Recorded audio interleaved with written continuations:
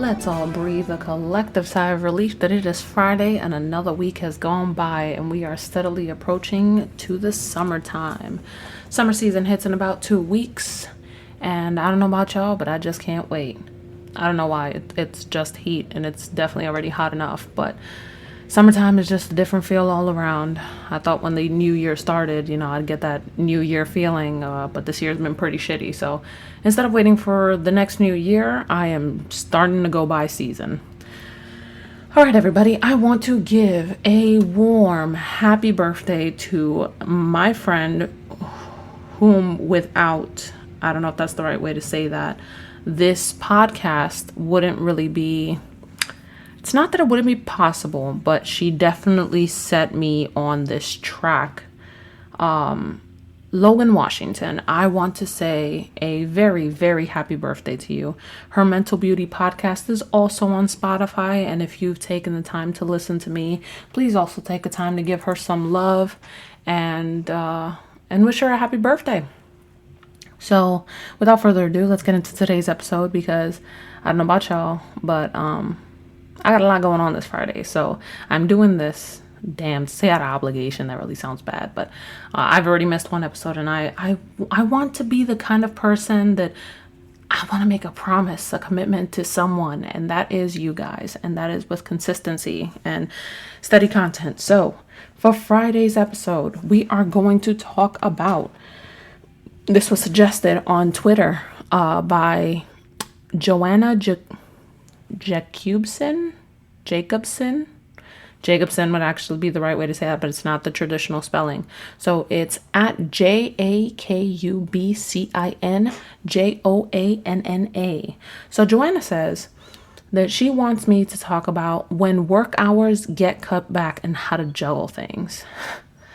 This is, I'm going to do my best to keep this a short episode, but God, can I talk about that forever? Because right now I'm kind of, I'm in the suck right now. I'm in the shit. Okay. Like my work hours got cut so far back that I am no longer employed, and I haven't been, since, what was it? Late March. And then I started this podcast about mid-April. So I would like to say, and I would like to preface that I'm probably not the best person to ask about this topic because I'm not a regular citizen. I'm not a regular civilian. I will explain what that means when we come back from the break. So take a second to get comfortable, go get yourself something to drink, go use the bathroom, all that jazz, and we'll be back in a second.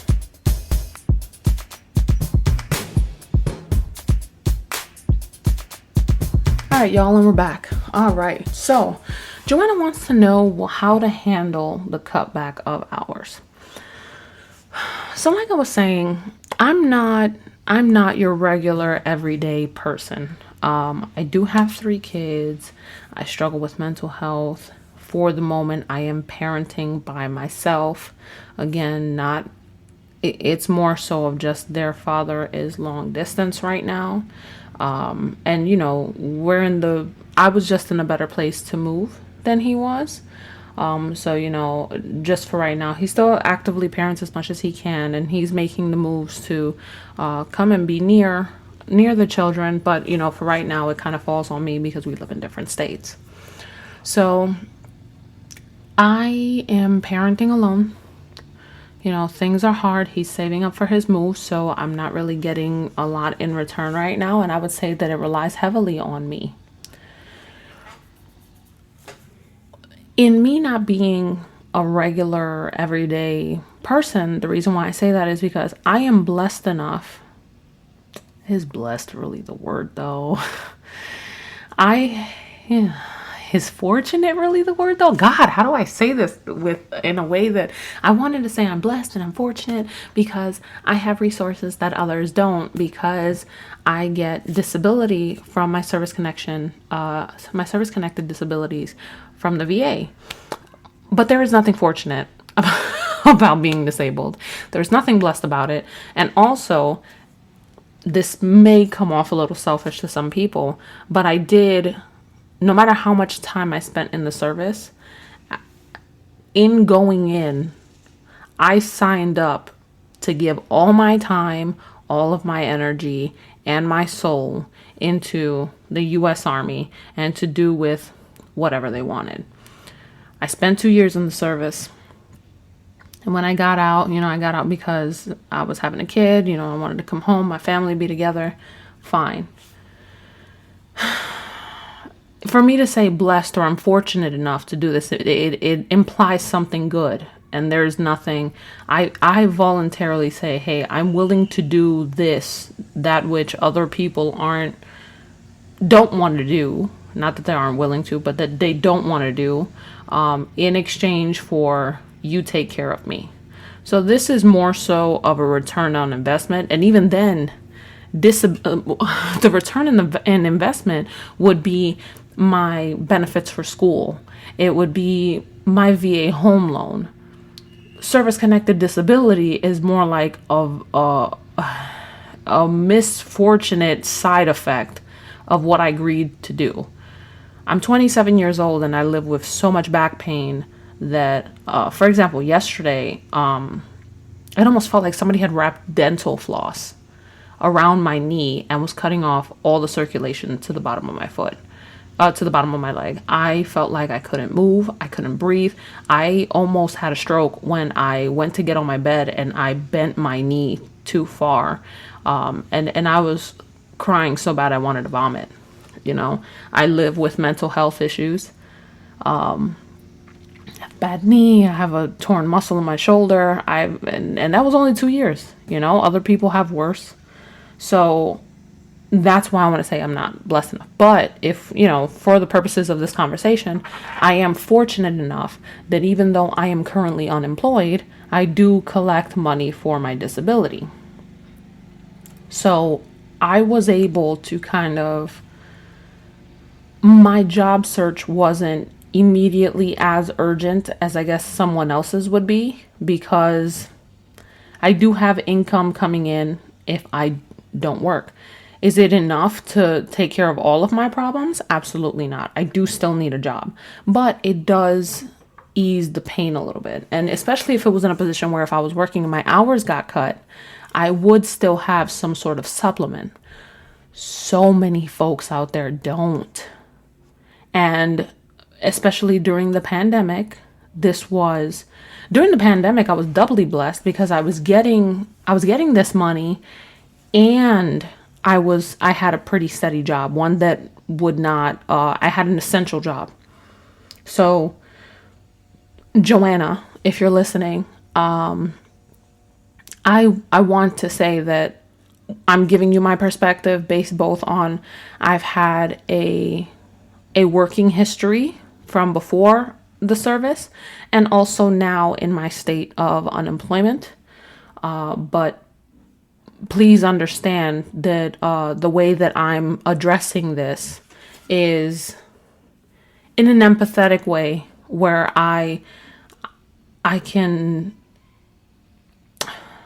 it's in an empathetic way where I imagine what you must be feeling and I'm relating to you, but I know that everybody's situation is not the same.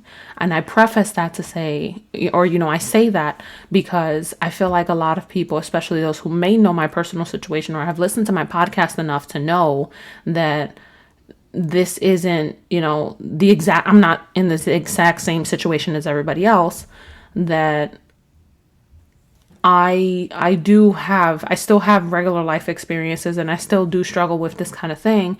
Just sometimes you're like, oh, I want to hear the advice from somebody who's going through it. But I have been through it. It's just not like everybody else. So let's dive in. So like I said, and I think I've mentioned this in a previous podcast, I got fired. Okay, back in March. I most definitely got fired. There's no ifs, ands, or buts about it. I sat down with HR and they told me, you suck, you're terminated.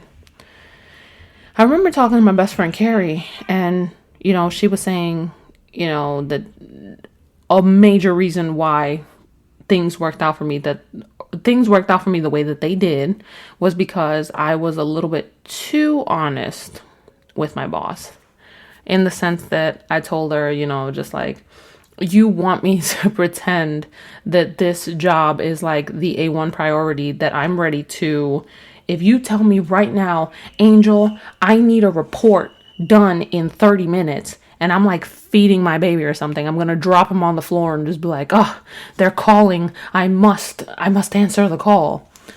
No, that's the way that you're making it seem. Like I should completely ditch my mental health struggles and my family for you.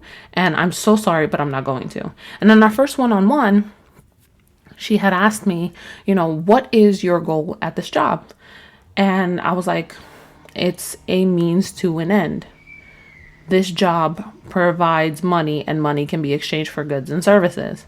I'm telling you this to be 100% honest with you, because I don't want you to ask me to go above and beyond. I cannot handle it right now. Now, if you can't be that honest with your supervisor, because I understand how it may come off like I'm not a team player, like I'm not ready to be a part of this team and make it better and make it number one. But to me, what it looks like is I'm saying, right now, I'm willing to do my job and I can't go above and beyond because I've got a lot going on. So I need the team to help me cross this finish line right now. So maybe when I get to a better point, then I can either, I'm still going to do my job. I shouldn't be punished for not wanting to go above and beyond. Like, yeah, maybe I'm not going to get stellar performance reviews or bonuses, but I'm still doing what is required of me. And I'm being honest with you about why it's not. So it got to this place where my mental health got really bad, and they offered, we can give you intermittent time off. It would be unpaid, but you would have job security and all that. But based on what I just told you guys, I wasn't really in a position where I could accept that, because then that meant that, one, I couldn't collect unemployment because technically I wouldn't have lost my job. Two, the leave would be unpaid. So I would basically be sitting here. I had just gotten out of absolute financial ruin, because I was borrowing money from Carrie. I was borrowing money from Diana. I'm sitting here and I'm just like, fuck, man, I don't know what to do. Overdraft fees left and right. I didn't know what I was going to do. And then on top of that, I made too much money to qualify for food stamps. I'd gotten denied and all this other shit. And I also got denied for childcare assistance because I made too much money. And I was like, I don't understand how you guys think that all of this, a roof over my head, childcare for 2 children because one was going to school for free, and food, and a car because I live in a state where pretty much if you don't have a car, you're dying at home. It was just a lot. And after calculating those expenses, none of which were really luxuries, I didn't understand how they expected me to still pay for food. So when this happened, I was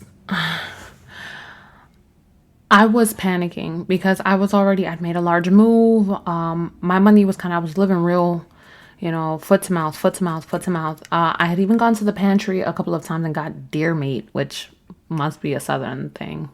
But I was taking what I could get and I wasn't being picky. Now, I'm the kind of mom I'm the kind of person, let me not even say mom, but I'm the kind of person that in my house, I do have things that are unhealthy. I've got the strawberry shortcake rolls, and I've got some vanilla wafers, and I have usually a snack that I can go to and I can binge on. But very rarely, if you want to find something unhealthy in my house, you won't find it. And it's definitely not something that I would give to my kids. So, I was getting honest organic juices, and I was getting the, what's that called? Damn. Oh, the veggie straws, and I got tons of fruit and vegetables, which anybody knows that fruits and vegetables are super expensive for absolutely no reason. They bitch that we're super unhealthy, but then the unhealthy food tends to be the cheapest because it's also cheaper to produce versus the stuff that's loaded with fruits and vegetables and all that shit that's good for you. So my shopping bills are pretty expensive because I don't buy TV dinners. I don't buy stuff with preservatives. Usually anything that has a really long shelf life that's not supposed to. No. So I'm not a fighter pilot or a doctor. I cannot pay for childcare for several children and still live. I would literally be working just to provide for their childcare, which I would only need because I'm working, which is the same trope with college, which is like, I'm going to go to college and pay thousands of dollars and be in debt so I can get a good job so I can pay off these loans. Dumb as shit. So I was just like, oh my God. And then when I lost my job, it really hit the fan because I was like, damn it. Okay, so I'm in a good place because it's kind of like around tax time and I should be getting my state taxes soon. And I just sold my house, so I can kind of live off of that a little bit, but I need to find something soon.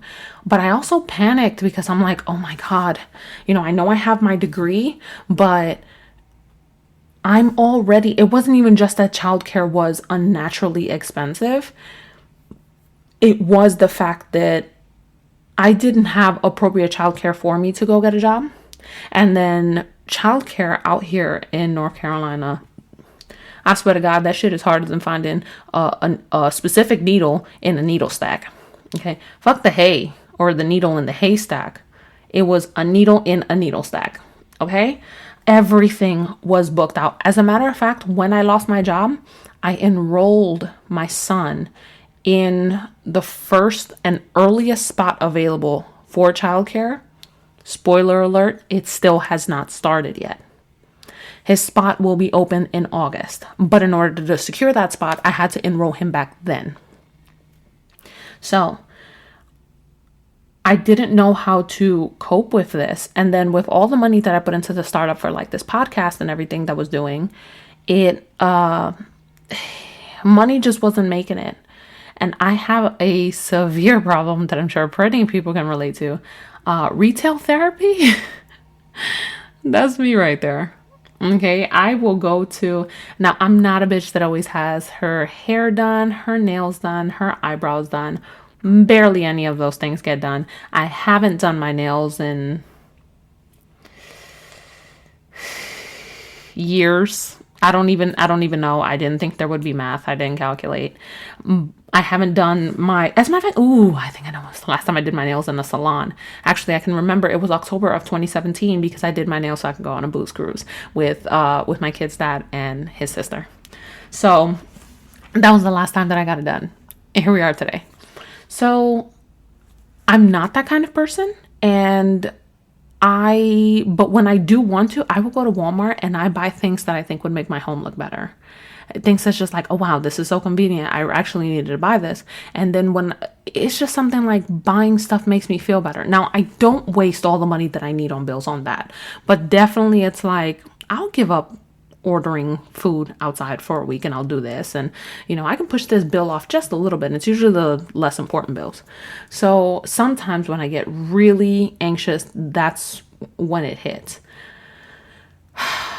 I highly recommend that if you are under the stress of cut hours at work, do not do what I did. Okay, do not do that. I can now tell you with hindsight what to do.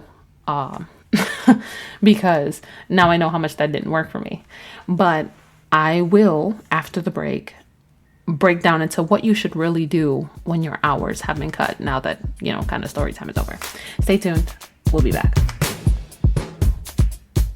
All right, and we're back. Okay, so Joanna, thank you for listening this long, if you did in fact actually listen. And here's what my advice to you would be. Not everybody is as fortunate as I am to have that extra cushion. So let's say you are a full-time worker. Your workers get cut back at work. You go to part-time. Now you're only working 30 hours a week. I believe, correct me if I'm wrong, because I think in the minimum for part-time is like 16 hours a week.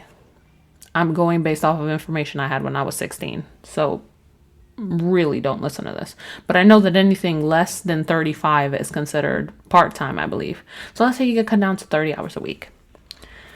That 10 hours that you're losing out on, that's going to affect your life. I think that the most important thing to do is, I see people all the time, and I cannot say this enough. I've said this so many times this week. It's disgusting. I thank the Lord that I do not have a vice. When I say that, everybody has a vice. They do. I play stupid games on my tablet all the time. I play Merge Dragons to no end. I am very active in events. That's just me. That's one of my vices. So is eating. But when I say I thank God that I don't have a vice, I mean like smoking cigarettes, smoking weed, drinking. These are habits and vices that require funding, consistent funding. You know, people who drink to cope with whatever it is that they're going through, because drinking is not a necessity, it's usually a social thing. But if you are a drinker, chances are you go home, you know, you drink a bottle of wine, whatever, you go outside, you get some drinks, maybe you go outside for 2 nights a month for a girls' night or a boys' night out, whatever. Weed, usually, depending on how fast or slow you go through it, you know, once you're done, you're looking to re-up. Cigarettes might be the worst one because some people legitimately go through a pack a day. I think down here in North Carolina, it's about like $6 a pack. Kid you not. In New York, a packet of cigarettes is like $13 a pack. And there are people that do this shit every day. So when you think about 13 times 7, let me calculate that right now while I'm doing this. Okay, so we got 13 times 7. That is $91 a week. That is $104 a month. $104, let's say you're working a minimum wage job. Now, let's say your minimum wage is 15. I'm going based off of New York's minimum wage or the federal minimum wage times 10 hours that you're losing. That's $150. So now already, if you go through a pack a day, you're spending $104 a month, and you know, that's 15 times 10, which is the hours that you would be losing, is $150. Altogether, that adds up to about $600 a month, if I'm right, that you would be losing. Is my math right? Oh my God, I didn't prepare for this. Okay, wait. Holy shit.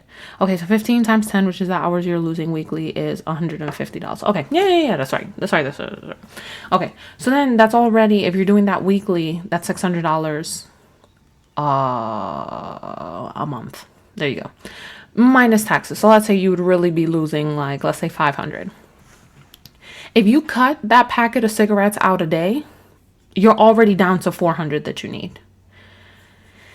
It sucks to say, but the same way that I did an episode that required prioritization of the things that absolutely need to be done versus the things that can wait, that is the same advice that I would give you if your hours got cut at work.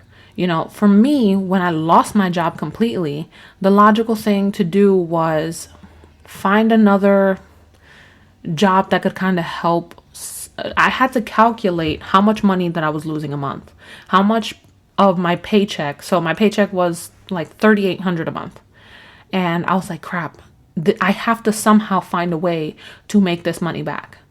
Now, if I went on unemployment, then that wouldn't have even made, that just barely made under half of that, which meant that I had to find another way under the table to make the other half, because if I went back to work, then I couldn't collect unemployment. But then I had to find a job that fit that. Now, when I got that job, I got hired in New York, and I think I was making like $25, $26 an hour. It is a slower pace down here where I am now. The cost of living is a lot less. So, like, there are legitimate people still working for like $8 an hour down here. And I'm like, excuse me, I'm trying to work like I was born here. What are you offering me right now? I have a degree. How are you not? Even now, the job that I took, I'm going to be getting paid like just under $17 an hour. And I'm like, to be a teacher? What? Thank God I don't have student loans, because I'd be dead by now. So it depends on what the cost of living is in your state. I looked desperately for jobs that would put me back to where I was financially so I could get off of unemployment completely. And there was nothing. I received rejection after rejection, even though I had a degree. And it sounds stupid, but for some reason I was like, how am I not qualified for this? I did time in the service. I have my degree. I have experience. I have managerial experience. How do you guys not think that I'm the optimal candidate for this? As if there isn't other mentally well people up for the job. That was really like stupid of me to think. I actually still think that, so I don't even know why I'm calling it stupid, because that means that I'm purposefully holding on to a stupid thought. But it was something that I had to sit there and I'm like, okay, it was really like calculations, but still dealing with the fact, that I had lost my job. So let's go back to the 10 hours a week thing. So let's say you cut that out. Now you have to figure out a way to make up $600 for everybody. So like my first instinct was like, oh, I'll just do Uber. But for some people, that doesn't work. Especially with gas prices the way they are. Uber's 41-cent surcharge at the end of your meal is not going to depend. Like, you know how many other fucking deliveries you're gonna have to make doing Uber Eats for that. And not to mention, does it offset the price of how much gas you're putting in your car, how many miles you're putting on that shit, the maintenance to keep your car like A1, depending on if you're doing like Uber Taxi or Uber Eats? It really is a lot that goes into it. So for some people that doesn't work, and getting odd jobs isn't also as easy for some people. There are great apps out there, by the way, like TaskRabbit and Wonolo, that have you do temporary jobs just to kind of get by, and you'll get paid at the end of the day, which I highly recommend. But sometimes it's just not possible for some people, working 2 jobs, because then think about it, you have to make up for 10 hours, but you have to work minimum 16 to be even considered part-time in a lot of places. So that means that you would actually be taking on more work, maybe not even at the same rate. So it really is, it is different for everybody's situation. Now I'm going to be 100% honest. And when I say 100% honest, I mean, I'm going to tell you guys this in a cryptic way that allows me to feel good about being honest, but also not putting my business 100% out there. I needed a job to bridge the gap between my pending employment and now where I'm in a serious financial struggle.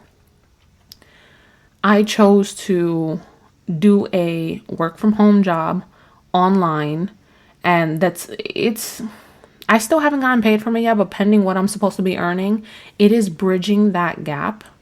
It's not something that I'm comfortable with, but I think that right now I'm kind of just in that mindset, like, I got to do what I got to do. But if getting a second job to make that up is not an option, you would be surprised the little things that we can do to help bridge that gap.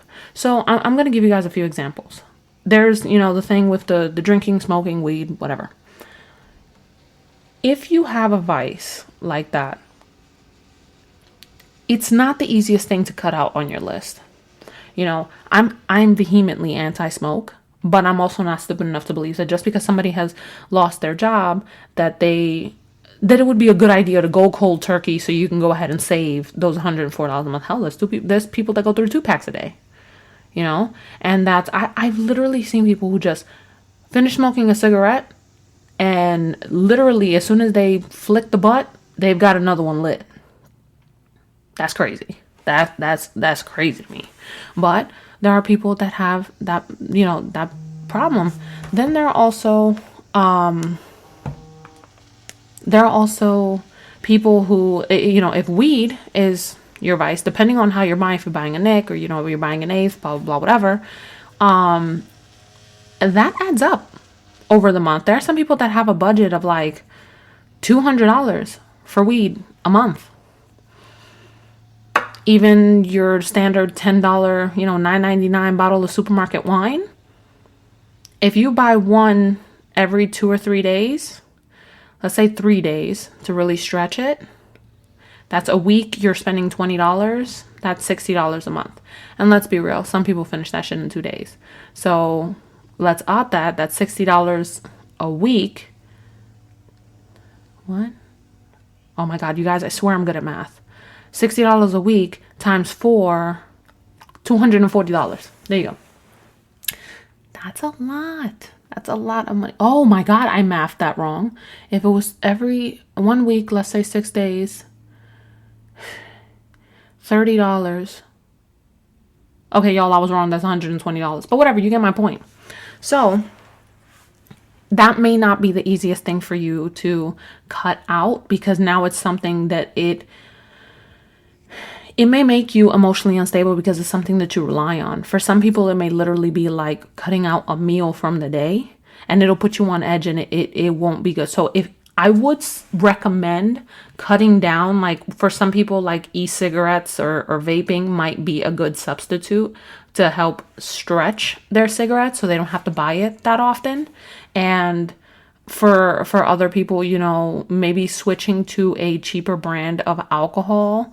It's not the best option, but it still allows you to not necessarily have to go cold turkey. Some people don't even realize that just because you're not an alcoholic stumbling all over yourself and you're not functioning, there are functional alcoholics out there, to the sense where, see, if I don't have money to buy wine, if I don't have money to buy alcohol, I don't stress it. I'm good. I'm not like trying to figure out how I'm going to make it work. For some people, it's legitimately like, damn, I only have $10 to my name, but what can this $6 get me at the liquor store? And that's I think where you should really sit down and consider that you have a problem. Not a big problem, not an alcoholic problem, but it's still like, this is something that now you are incorporating into something that you need. And if you can't sit there and say, well, I need to cut this out right now because there really is no money for this and it's not something that's essential, then you might want to consider where you're going with that. But that's a different episode. So that's something that you can do. Find a way to make that vice stretch, so that way you don't necessarily have to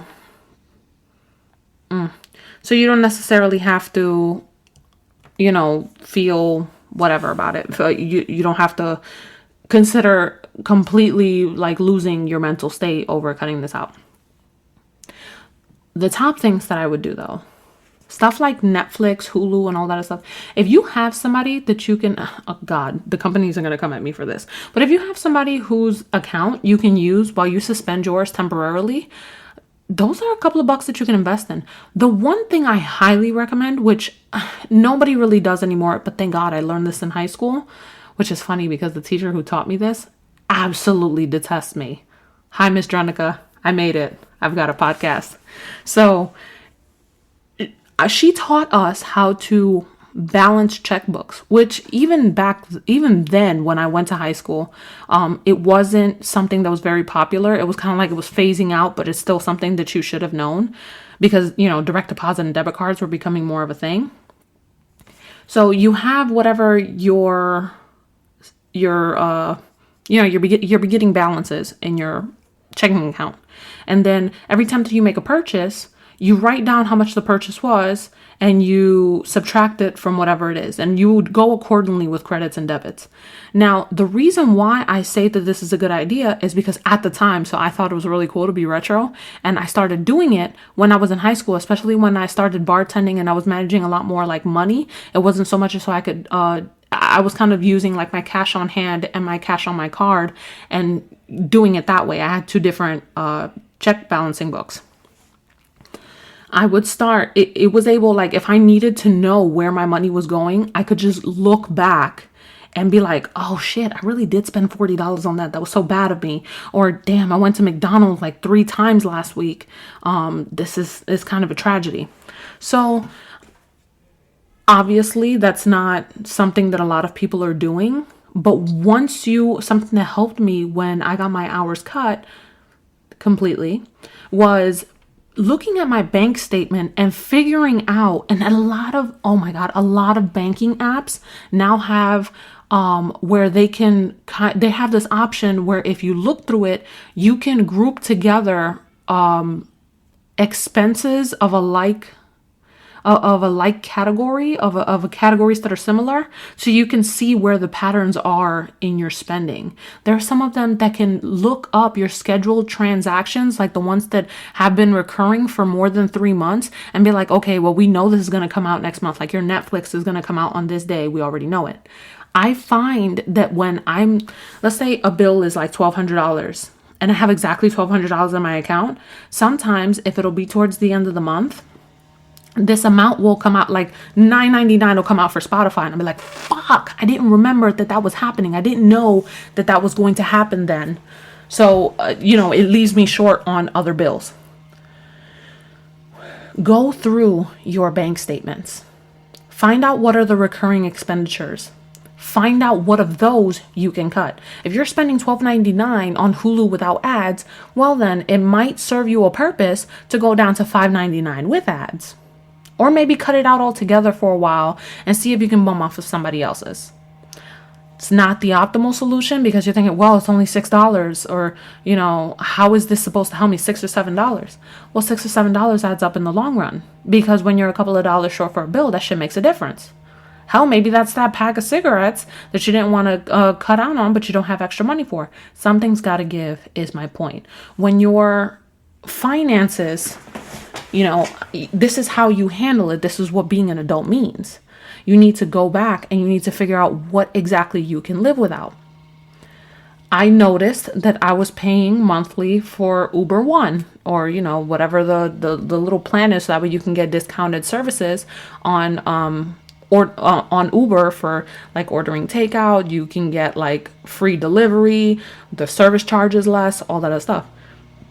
That was great. It worked out for me because it helped me save money when I was ordering out. But now that my hours were cut, I wasn't ordering out. Now I had to focus how to put all that stuff into home cooked meals that could stretch me for days, instead of in a really expensive takeout meal that would only last me one, and it would only be for one person. I'm sure everybody out there with kids know that ordering from someplace like McDonald's or Wendy's or any other fast food restaurant, when you're ordering for multiple people, it can get expensive. You can spend $40, $50 on a meal, when I can buy a pack of chicken, a 5-pound bag of rice, and some beans, and have meals for 2 or 3 days. So you see what I mean? It really depends on what you cook, because if you're making a fucking lasagna, yeah, that's gonna last you for a week, but the ingredients are also like $60. So you just be smart about how you're spending it. You need to figure out where in your life you can cut, and it is going to involve sacrifices. If you're getting premium gas because, and this is a good one that a lot of people don't know. So when I was broke, I was filling up on like the lowest thing of gas. So like the regular, because I was like, oh my God, that's really all I can afford right now, and I'll put more gas in my car. What a lot of people don't realize, I ended up, let's say in a week, I ended up filling up on my gas 2 or 3 times that week, because the mileage wasn't as great on that regular gas. And so I would end up spending, let's say, on $50 on average for a pump. I was spending $150 on gas that week, versus had I just splurged and bought $80 worth of the premium, it actually would have lasted me all week. I legitimately swear to God, knock on this wooden desk, have made it from North Carolina to New York on 1 tank of Ultra. 1 tank of the most premium gas. I have made it. Now when I made it there, I had like 3 miles left in the tank, but I fucking made it. Okay, versus the first time that I made that trip, I was on regular and I had to fill up 3 times along the way on a 500-mile trip. Absolutely ridiculous. The mileage is better. My mileage stayed at like 350 miles in my tank, swear to God, for like 160 miles straight. It was ridiculous. So you really need to, it's just about making that balance. Because when you don't have that, when you don't make time and prioritize what needs to be done and what can be cut or what can be downgraded, maybe you have a pro service. Like I pay for pro services on Canva. Do I use Canva as consistently as possible to justify me spending that $16 a month, or even Adobe PDF? No. So when my hours got cut, those were things that I was like, oh, buddy, you're the first to go. And this is also to allow you extra room to be able to still do the things you like, because when your hours get cut, being financially stressed, this is why they say that in the people who get divorced, in the 50% of people who get divorced, because 50% of all marriages fail or whatever, 50% of those people, like probably more than that, financial hardship is a huge reason why marriages fail. Huge reason. So now you got to think about it. Now you're having money troubles. Now you're having problems with your spouse or with your partner, because There's no money for date night. There's no money for y'all to go out. Y'all are sitting there screaming about, like, what the hell? You came home and you bought a fucking Pepsi at the gas station? Was that really essential? Because those couple of dollars could have really helped. And then some, that other person's going to be like, $3, really? That shit would have helped? It actually does. And so while y'all are sitting here arguing about it, you still got to put yourself first. Self-care is important. One of the reasons why I'm so fucking crazy is because I never spend money on myself. And that's when I started making room for it. It's like, oh, okay, if I don't pay Uber One this month and I don't get any takeout this month and I stop getting that coffee when I drop off the kids at whatever, because I have coffee at home, but I wanted a fucking caramel frappe. I didn't want to make that shit. Okay, and that for the same price a cup of coffee that I could have had at home, I was spending $4. Absolutely abusive. But it's part of that self-care, because I refuse to sit here and believe that I work so hard to get my money so I can't spend it. All it has to do is go into surviving this life that I don't even want to fucking live anymore. I hope that answered your question, Joanna. I hope that made you feel a little bit better about what you got going on. Either somebody or you personally might be going through this, because we only suggest the things that we want to hear about when it's convenient for us. I mean, I don't know, maybe you're just a kind soul who gave me a good topic, but I'm going to assume that this is something that you've either personally dealt with or somebody else is dealing with. And I really hope that it helps, because I know that everything that I just said is easier said than done. And if you need support, you need a buddy to fall on. So feel free, anybody, that if you want an elaboration on anything that I said, because I could go on all day, to contact me on any of my social media. Leave me an email on support@angelwrites.com. ANGELWRYTES. Yes, I stressed it for a reason. .com. Okay, and leave me an email, and maybe we can do, something one-on-one, some consulting, and I can help you guys have a better idea of what it is that helped me. Because I've got to say, boy, I'm covered in baby oil, motherfuckers. Like, y'all can't catch me. Y'all not gonna catch me. All right, I slide out of problems like I'm sliding to home base. Okay, so if y'all want my advice, my sage wisdom, feel free to hit me up. You can also contact me on my website, www.spillinganxietea.com. Powher_poetry, is my social media handle across all accounts. So with that being said, I'm going to try to enjoy the rest of my Friday. You guys should too. Don't smoke that pack of cigarette today, and maybe get yourself a coffee. Until next time, ladies and gentlemen, and this Monday I will be present. I promise. Have a good one, y'all.